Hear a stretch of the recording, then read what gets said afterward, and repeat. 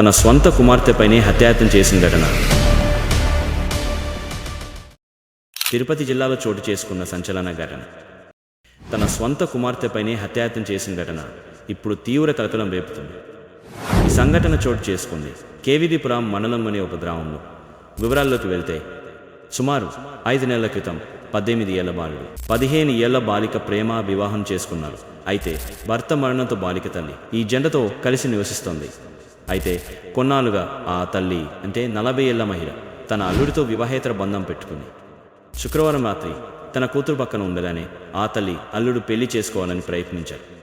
ఈ దారుణ ఘటనలో కుమార్తె ఆ పెళ్లిని అడ్డుకోవడానికి ప్రయత్నించడంతో ఆగ్రహానికి గురైన తల్లి తన కుమార్తెపైనే రోకలి బండతో దాడి చేసింది. తలపై గాయాలు అయిన బాలిక కేకలు విని స్థానికులు పరిగెత్తి వచ్చి ఆమెను రక్షించారు.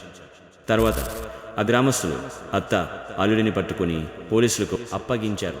ఇంతకీ తల్లిగా కూతుర్ని రక్షించాల్సిన ఆమె అల్లుడి కోసం ఇంత దిగజారుతున్నా. ఈ ఘటనపై పోలీసులు కేసు నమోదు చేసి దర్యాప్తు ప్రారంభించారు. కొత్తగా ఛానల్ చేశాను, నచ్చితే లైక్ చేయండి, షేర్ చేయండి, ఇంకా ఛానల్ని సబ్స్క్రైబ్ చేయడం మర్చిపోవద్దు.